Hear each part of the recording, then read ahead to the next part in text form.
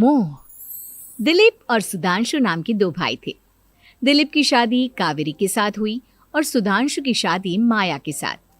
शादी के बाद दोनों भाई अपनी अपनी पत्नी के साथ खुशी खुशी रहा करते थे। दोनों भाइयों के परिवार एक ही घर में रहता था। साथ में खाना, साथ में घूमना, कुल मिलाकर दोनों भाइयों का परिवार खुशहाल परिवार था। कुछ सालों के बाद दिलीप की पत्नी कावेरी को एक बेटा हुआ। भैया, आज मैं बहुत खुश हूँ, चाचा बन गया हूँ मैं। हाँ भाई साहब, इस बच्चे के घर में आने से तो रौनक आ गई है। मैं सबको बताऊंगी कि मैं तो चाची बन गई हूँ, चाची। तुम दोनों कितने अच्छे हो। हमारे बच्चे के आने से ऐसे खुश हो रहे हो जैसे ये बच्चा तुम्हारा ही हो। बस भैया, अब आपका बेटा इस दुनिया में आ गया ना, हम भी कोशिश करेंगे कि हमारा भी बच्चा जल्दी से इस दुनिया में आ जाए। और फिर आपका और हमारा बच्चा दोनों मिलकर दिन भर घर के आंगन में खेला करेंगे। कितना मजा आएगा ना। सच कहती हो माया, मैं भी उसी दिन का इंतजार कर रही हूँ जब तुम्हारी भी गोद भर जाएगी और मेरे बेटे को एक छोटा भाई या बहन मिल जाएगी। 1 साल बीत जाता है। दिलीप और कावेरी का बेटा अब 1 साल का हो चुका था, लेकिन सुधांशु और माया की कोई औलाद नहीं होती। माया, लगता है कि हमारी जिंदगी में बच्चे का सुख ही नहीं है। ऐसा क्यों कहते हैं? दिलीप भाई साहब का बेटा भी तो हमारा ही बेटा है ना। तुम्हारी बात बिल्कुल ठीक है माया, लेकिन फिर भी हमारा खुद का एक बच्चा होता तो कितना अच्छा होता। हाँ, कावेरी भाभी भी हमेशा कहती हैं उन्हें अपने बेटे के लिए एक छोटा भाई या बहन चाहिए। लेकिन देखिए ना, हमारी तो किस्मत ही कितनी खराब है। हमारे तो सारे ट्रीटमेंट भी फेल हो चुके हैं। डॉक्टर ने भी साफ साफ कह दिया है कि तुम कभी माँ नहीं बन सकती। वही तो सुधांशु, बहुत बुरी किस्मत है हमारी। लेकिन माया, हम अपनी किस्मत को इतना क्यों कोस रहे हैं? हम दिलीप भाई साहब के बेटे को अपने बेटे की तरह ही प्यार कर सकते हैं ना। हाँ जी, बिल्कुल सच कहा। मैं भी वैसा कर सकती हूँ। चाची हूँ, उसे छोटी माँ का प्यार नहीं दूंगी क्या? कुछ दिनों के बाद दिलीप का एक दोस्त दिलीप से मिलने के लिए आता है। अरे क्या बात है दिलीप, बधाई हो बधाई। और घर तो काफी बड़ा है तुम्हारा। वैसे तुमने अपने बेटे के बारे में क्या सोचा है? भैया, और क्या सोचेंगे, बस उसे पढ़ा लिखा कर अफसर बनाएंगे, उसकी पढ़ाई पर खर्च करेंगे। अरे भाभी, आपकी तो इतनी सारी प्रॉपर्टी है, आपको किस बात की चिंता? ले देकर एक बेटा ही तो है। अरे नहीं दोस्त, तुम गलत समझ रहे हो। इस घर में मैं और मेरा छोटा भाई दोनों रहते हैं। इस घर का आधा हिस्सा मेरे छोटे भाई का है। अच्छा, कितने बच्चे हैं तुम्हारे छोटे भाई के? भैया, उनके साथ ना कुछ प्रॉब्लम है। मेरी देवरानी कभी माँ नहीं बन सकती। अरे फिर किस बात की चिंता? अरे मैं तो कहता हूँ अपने बेटे के भविष्य के बारे में सोचिए ही मत। बस ये घर उसके नाम करवा दीजिए। देखिए, आपके भाई का भी कोई बच्चा नहीं है तो सब कुछ आपके बेटे को ही मिलना चाहिए। लेकिन ऐसा करना क्या सही होगा? अगर उनका बच्चा नहीं है तो क्या हुआ? ये घर आधा उनका है, उनकी जो मर्जी है वो करें। अरे कैसी बात करते हो? उनकी कोई औलाद नहीं है, वो क्या करेंगे प्रॉपर्टी अपने नाम रखकर?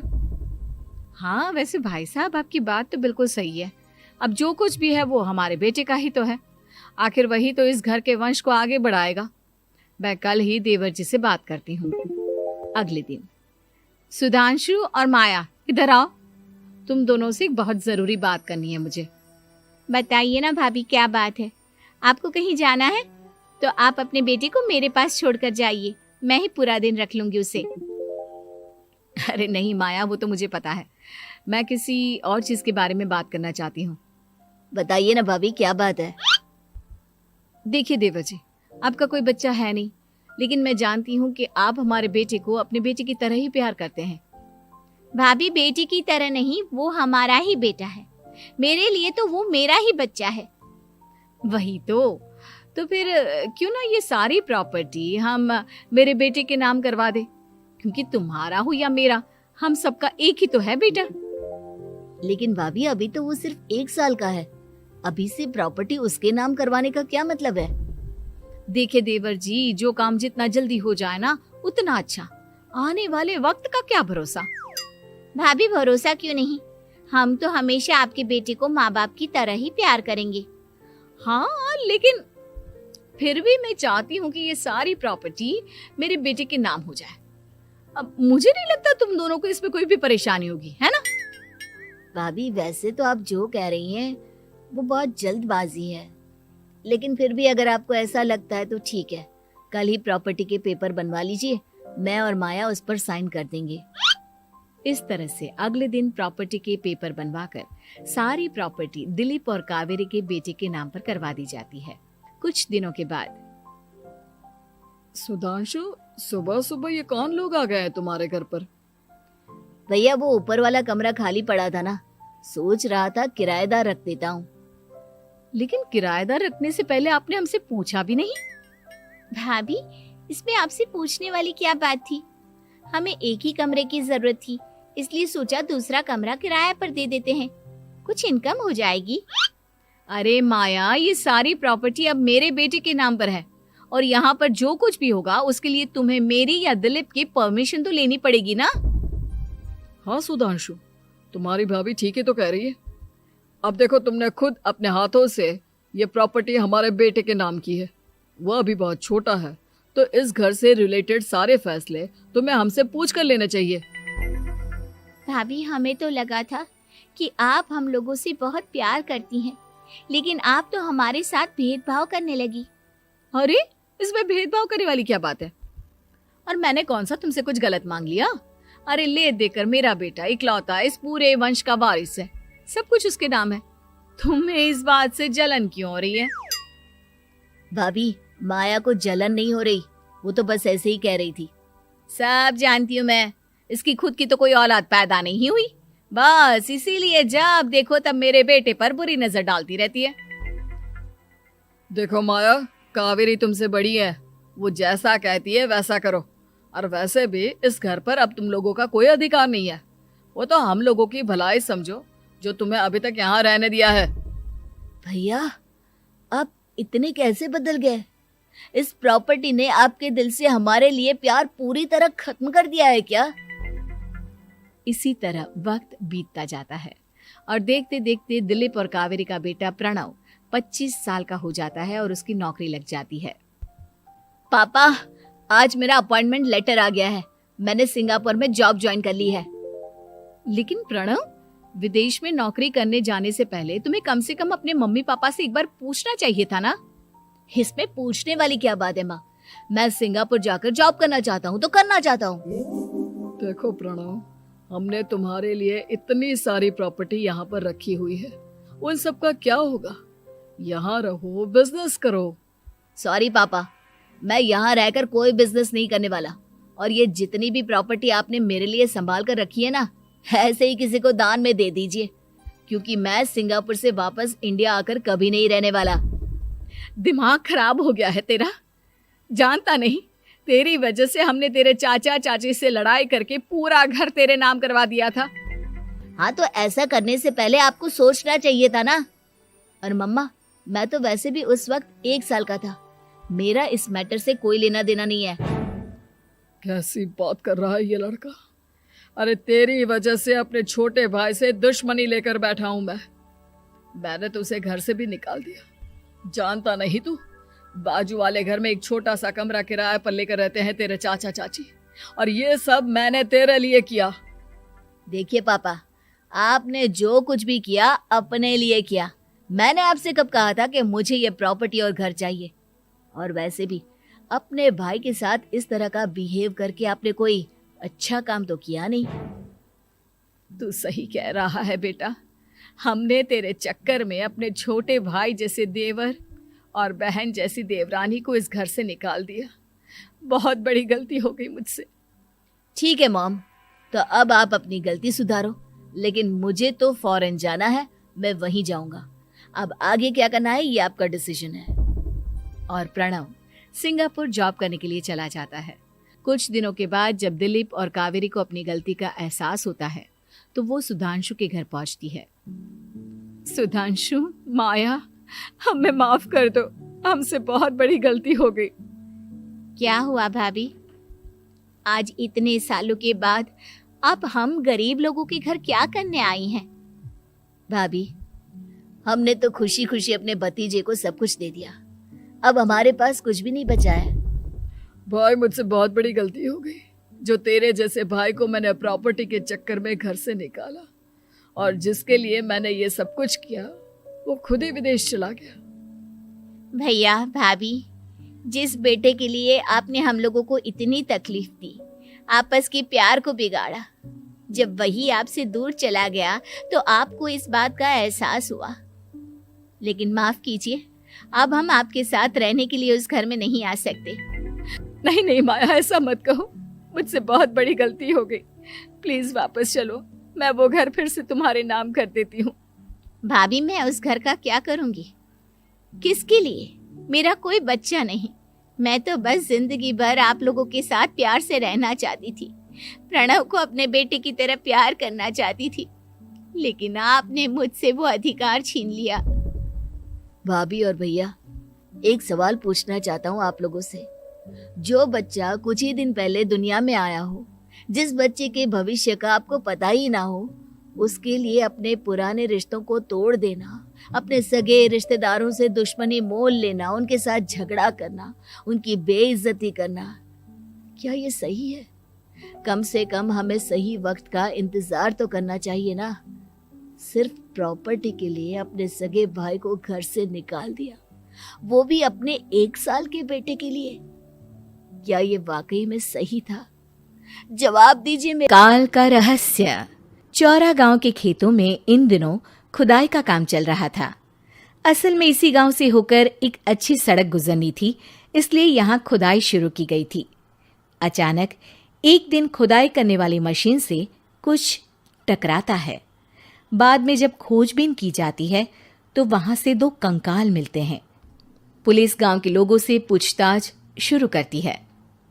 आप लोगों को क्या लगता है ये किसके कंकाल हो सकते हैं?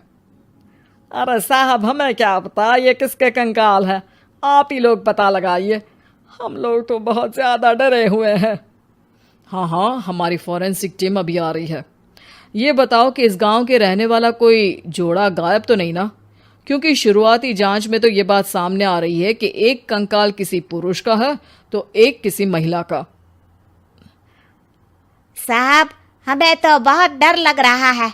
ऐसे कंकाल मिलने का मतलब गांव के आसपास ही किसी की हत्या हुई है या फिर किसी को जलाकर मार डाला गया है। हाँ साहब, हम अपने परिवार को लेकर बहुत ही ज्यादा परेशान हैं।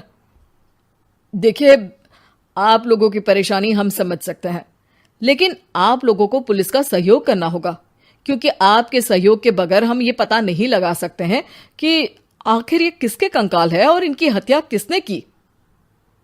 ठीक है साहब, गांव के लोग आपका पूरा सहयोग करेंगे। हाँ साहब, पूरा सहयोग करेंगे। तो फिर ठीक है, हम अपनी जांच शुरू कर देते हैं। कुछ दिन बाद जांच रिपोर्ट आ जाती है। पता चलता है कि ये कंकाल करीब 20 साल पुराने हैं, यानी 20 साल पहले किसी जोड़े की हत्या कर शव को यहाँ पर दबा दिया गया था। इंस्पेक्टर राघव, ये बताओ कि 20 साल पहले की मर्डर मिस्ट्री क्या अब सुलझ सकती है? हाँ हाँ सर, क्यों नहीं, लेकिन अब सबूत और गवाह काफी मिट गए होंगे। मुश्किल तो होगी, लेकिन शायद किसी परिवार को इंसाफ मिल सके। इंस्पेक्टर राघव, आप बिल्कुल सही कह रहे हैं। किसी परिवार को तो इंसाफ मिलेगा ही, और किसी को उसके किए की सजा भी मिलेगी। जी सर, मैंने तो जांच शुरू भी कर दी है। 20 साल पहले इस गांव के 2 जोड़े अचानक कहीं गायब हो गए थे। मैंने दोनों ही परिवारों के बाकी के सदस्यों से बातचीत शुरू की तो उन्होंने बताया कि उनके बच्चे शहर गए थे, लेकिन आज तक वापस नहीं लौटे हैं। लेकिन ये दोनों शव किस परिवार के सदस्यों के हैं, ये कैसे पता चल सकेगा? सर, मैंने डीएनए टेस्ट करवा लिया है, आज शाम तक इसकी रिपोर्ट भी आ जाएगी। अच्छा, ठीक है। उसी शाम को सर, डीएनए रिपोर्ट के मुताबिक ये दोनों ही लाशें चौरा गांव के रहने वाले प्रधान सुल्तान सिंह के बेटे और बहू की है। लेकिन इनकी हत्याएं किसने की है, ये कैसे पता लगेगा? इसी का तो पता लगाने की कोशिश में जुटा हूं सर। आज सुल्तान सिंह से मिलने भी जा रहा हूं। मेरा बेटा और बहू तो मेरे लिए सिर्फ यादों में ही रह गए थे। हमें उनकी लाशें तक नहीं मिल सकी थी। आज 20 साल बाद उनके कंकाल मिले हैं। मैं अब किसके लिए जीऊं?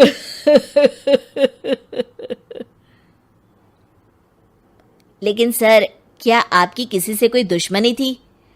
अपने बेटे बहू की हत्या के लिए आप किसे जिम्मेदार मान रहे हैं? अब मैं किसका नाम बोलूं? मेरी तो किसी से दुश्मनी नहीं थी।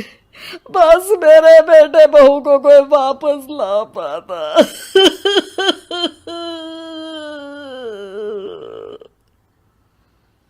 इसके बाद सुल्तान सिंह फूट फूट कर रोना शुरू कर देते हैं। सर, अब आप इनका अंतिम संस्कार करवा सकते हैं। कम से कम इनका शरीर ना सही, इनका कंकाल तो आपको मिला है। लेकिन हाँ, अगर आपको कुछ भी याद आए तो ज़रूर बताइएगा।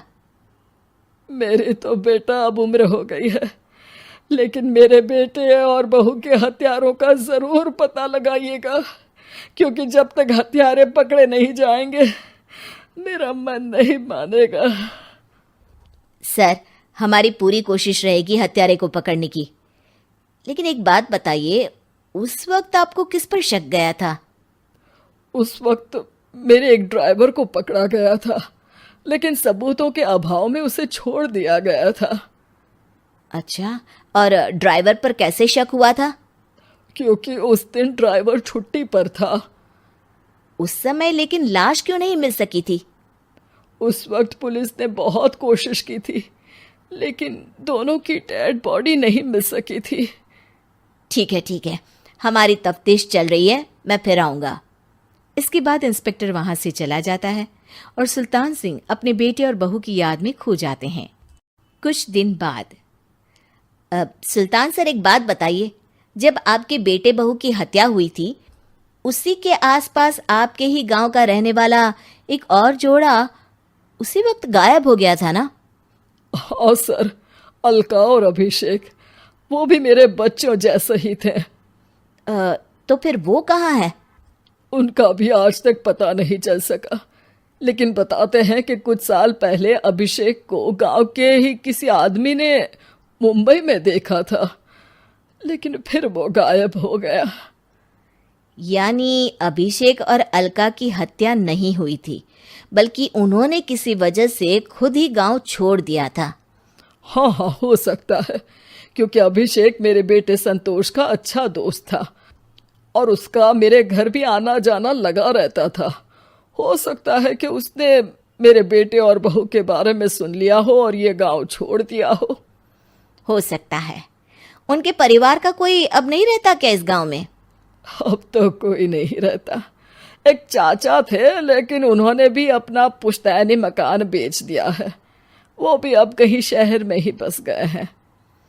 ओह, अभिषेक और अलका के बारे में भी पता लगाना होगा। हो सकता है कि वही इस हत्या के बारे में कुछ बता सके। हो तो सकता है, लेकिन वो बेचारे तो खुद ही वक्त के मारे थे, वो क्या बताएंगे। फिर भी सर, जब केस दोबारा खुला है तो जांच तो करनी ही पड़ेगी, और इस बार तो लाशें भी बरामद हुई है। कुछ दिन तक लगातार तफ्तीश चलती रही। एक दिन थाने से सुल्तान सिंह को फोन आता है। हाँ, कौन बोल रहा है? सर, मैं कांस्टेबल तुलाराम बोल रहा हूँ थाने से। आपको थाने आना पड़ेगा। थाने? लेकिन क्यों? सर, किसी की पहचान करवानी है। अच्छा ठीक है, मैं दोपहर तक पहुंचता हूँ। सुल्तान सिंह दोपहर में थाने पहुंचता है। कई पुलिस के अधिकारी वहां मौजूद रहते हैं। सर, आपके बेटे की हत्या का रहस्य आज शायद सुलझ जाए। अच्छा इंस्पेक्टर राघव, पर वो कैसे? सर, उस आदमी को देखिए, क्या वही अभिषेक है? सुल्तान सिंह की आंखों में हैरानी से आंसू आ जाते हैं। हाँ सर, यही अभिषेक है। ये आपको कहाँ से मिला? सिर्फ अभिषेक ही नहीं, बल्कि इसकी पत्नी अलका भी इसके साथ है। मैडम, जरा अभिषेक की पत्नी को लाइए। जैसे ही अलका को पेश किया जाता है, सुल्तान सिंह जमीन पर गिर जाते हैं। सुल्तान सर, क्या हुआ आपको? आप अलका को देखकर गिर क्यों गए? सुल्तान सिंह सर पकड़कर बैठ जाते हैं। ये अलका नहीं, बल्कि ये तो मेरी बहू रितु है। पूरा थाना एक दूसरे का मुंह देखने लगता है। क्या? इसके बाद हर किसी को 2 कंकाल और हत्या का रहस्य समझ में आ गया।